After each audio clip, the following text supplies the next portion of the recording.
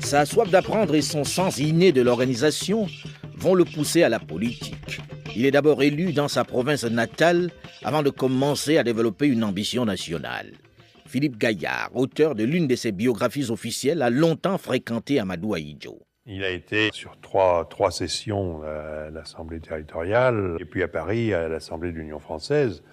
Et c'est là qu'il a noué des amitiés avec Hilderlin Saint-Sou, avec Senghor, qui lui était député, qui n'était pas à l'Assemblée de l'Union française, mais il était dans le même groupe des indépendants d'outre-mer. Il fait partie de cette génération qui a pris la politique comme ça dans les assemblées françaises. Un à un, il va donc gravir tous les échelons politiques. Il crée au passage l'Amicale de la Benue et va travailler au rapprochement des différents groupements politiques de sa région. Lorsqu'en 1957, il est élu président de l'Assemblée législative, il apparaît comme le leader incontesté des députés du Nord. André-Marie Mbida, Premier ministre du gouvernement, issu des réformes de la loi cadre, lui confie le poste de vice-premier ministre chargé de l'Intérieur.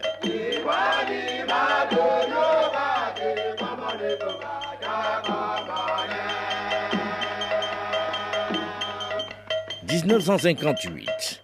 À l'Assemblée nationale camerounaise, une crise couve. André-Marie Mbida, le Premier ministre, doit faire face à une démission collective de son gouvernement favorisé par son vice-premier ministre Amadou Ahidjo.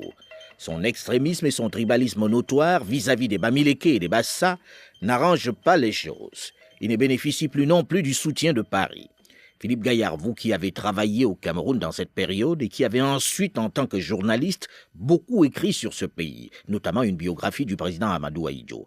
Pourquoi André-Marie Mbida ne bénéficiait plus du soutien de Paris? Mbida était devenu insupportable. Il n'en faisait qu'à sa tête, il s'était mis tout le monde sur le dos. Mesmer, qui était gouverneur, avait pensé qu'il faudrait le remplacer, mais il n'osait pas trop. Monsieur Pierre Mesmer, vous qui étiez au Cameroun à cette période en tant que haut-commissaire, qu'est-ce qui fait qu'André-Marie Mbida ait été lâché par Paris? Que lui reprochait-on au point de le faire destituer? Il faut reconnaître qu'après quelques mois, il s'était rendu difficilement supportable par ses propres ministres et par l'Assemblée, surtout. Et l'Assemblée l'aurait vraisemblablement renversé par une motion de censure. C'est en tout cas ce que j'avais dit à Jean Ramadier, mon successeur, lorsque je lui avais passé mes pouvoirs. Même si André-Marie Mbida est lâché par Paris, Ahidjo n'est pas tout de suite perçu comme celui qui doit occuper le fauteuil de Premier ministre.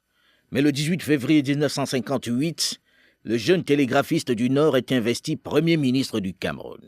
Un choix que certains interprètent comme une volonté de Paris de mettre aux affaires quelqu'un de plus malléable, de plus docile à manœuvrer. Germaine Ahidjo, son épouse. Ahidjo était francophile, mais ce n'était pas un homme de français. Ils se sont très bien rendus compte qu'il était nationaliste, qu'il était jeune. Et à l'époque, il y avait l'histoire de Bourguiba. Ils avaient dit que ce serait le futur Bourguiba du Nord Cameroun.